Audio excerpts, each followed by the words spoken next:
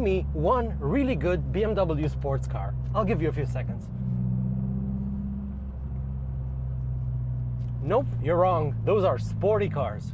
BMW is fantastic at making sporty cars. But when it comes to making dedicated sports cars, it's not that hot.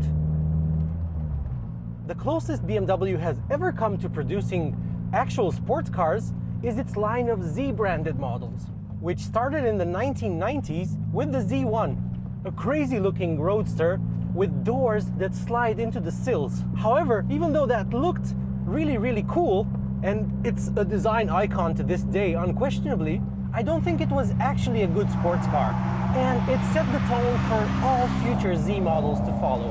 After the Z1, BMW made the Z3, which is what I'm driving today.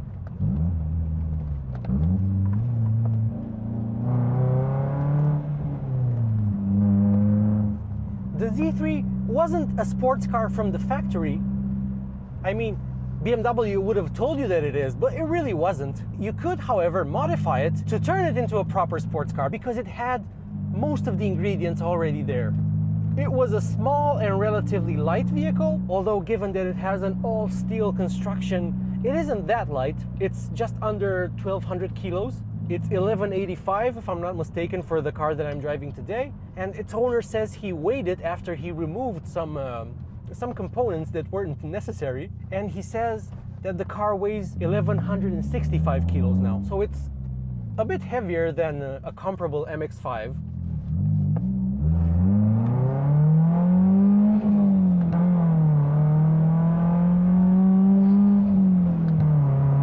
But it still goes pretty good. It's also a very compact and very chuckable car. It is just over 4 meters long, which is tiny by modern standards, and it's a proper roadster in the true sense of the word. You sit way back, almost over the rear axle. There's an entire football field's worth of hood in front of you, and just getting aboard this car, you feel special. The platform it's based on is that of the E36 3 Series, or more specifically, the E36 Compact. In fact, BMW doesn't even differentiate the Z3 from other E36 models. This is still an E36. There's no different code for it. Or it's the E37 if it's the coupe model, which this isn't, even though it does have a factory hardtop, which I think looks great on it, and it also makes it a better winter beater. So in terms of its platform, it's all E36. However, for the rear end, it actually gets the older style suspension setup from the E30, which was the 3 Series generation before the E36. And that's a more rudimentary setup, I guess you could call it. And I think it's the same setup on the E36 Compact as well, but I could be wrong. I'm not sure if the parts are interchangeable. They probably aren't, but I'm sure there is some sharing of parts between these cars. Definitely. This brings me back to how I started this video, and the point about BMW not making any real sports cars. This car was a bit of a compromise because it didn't have a bespoke platform under it, which the latest Z4 does, by the way. And you can check out my review of that on the channel, as well as the review for the mechanically almost identical Supra, the GR Supra, the A90. But having driven those cars and now driving this, I kind of prefer the Z3. Even with the 1.9 liter engine that powers this car.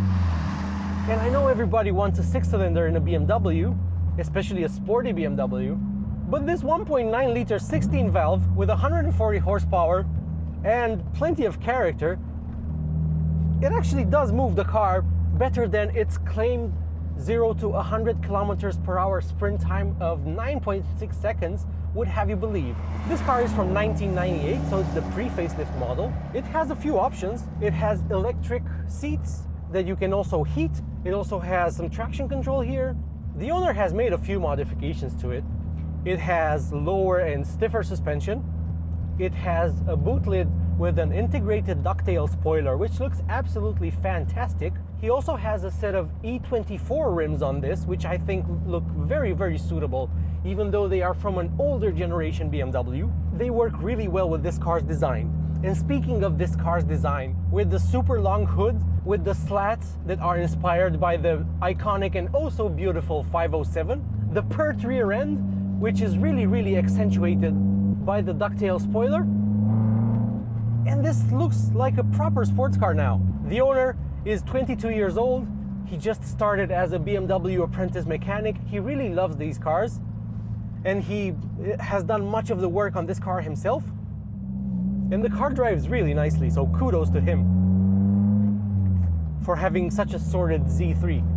He even 3D printed the shift knob, which is meant to replicate the look of the shift knob you would find in a BMW 2002 from the 1960s. And it really makes the shift satisfying. Regarding the interior design, it just features bits of E36. It has the E36 sport steering wheel in this case, which I don't like at all. I would prefer something with a smaller airbag cover, but that's what they did back in the day. Visibility is also not as bad as I was expecting. So now I have to turn around at the end of the road here, and I actually feel all right. I read online that the hardtop, or having the top up in this car, makes it feel claustrophobic. But to be honest, the Supra, the A90, the GR Supra, sorry, the BMW based one, that is much more claustrophobic than this car. With thick A-pillars and smaller side glass. This feels like a greenhouse compared to that, if I'm honest. When it comes to the driving position, you get the impression that you sit quite high, but that's just an impression. You really are sitting very low in this car. But the thing is, the entire car is very low around you. When the time comes to show this car a few corners, the first thing you will notice is that the suspension is quite low and it might rub, but also just how precise the steering is. I had a preconceived notion that older cars from the 80s and 90s didn't have the best steering. You had to apply a lot of lock to get the car to turn, and it didn't feel especially sharp. That's not the case in the Z3. I wouldn't call the steering in this telepathic, but it's not far off. But the ratio between how much you have to turn and how much the car responds to that is so freaking well judged and so perfect. I tried sliding its tail out, but with only 140 horsepower and relatively wide tires on the rear, it's kind of hard to do it. This car would rather understeer. You can swing the tail out, of course. This is a sporty BMW, but it's not very eager to do it in this configuration. What it obviously needs is a bit more power, and apparently this engine can take up to 300 horsepower with stock internals. This is really fun.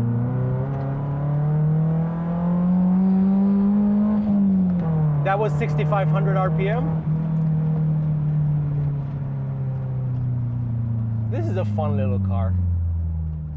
And even though it does look a bit old from the outside, it isn't in any way unattractive. And the handling, I think, is really good. I mean, enthusiasts should really give this a chance. Like I said, the steering is great. If you change the suspension and make it a bit stiffer, which you should, because the standard setup was, it was kind of softish, which is why perhaps this car wasn't perceived as a sports car. Another reason why it wasn't perceived as a sports car was that at least in roadster guys, torsional rigidity wasn't the best. And you can feel a bit of scuttle shake, although in this car, the fact that it has a hardtop helps with the rigidity.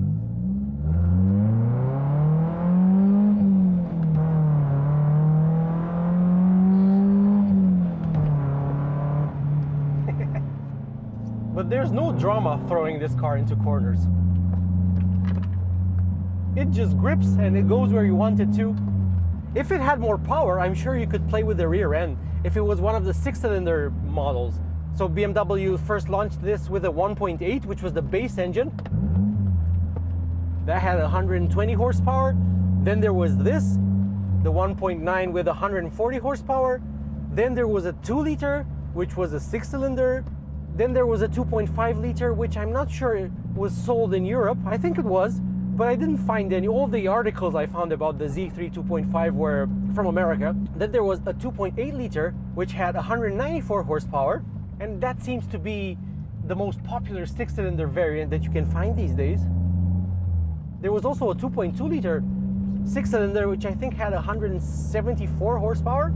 And finally, there was the 3 liter, which made 241 horsepower. And that was the top of the line, except for the M models. Those got a 3.2 liter S-badged engine, and they made 320 horsepower, and that was the fastest, most exciting, and most coveted, and most expensive version of Z3 that you could buy. And to this day, those are very highly coveted.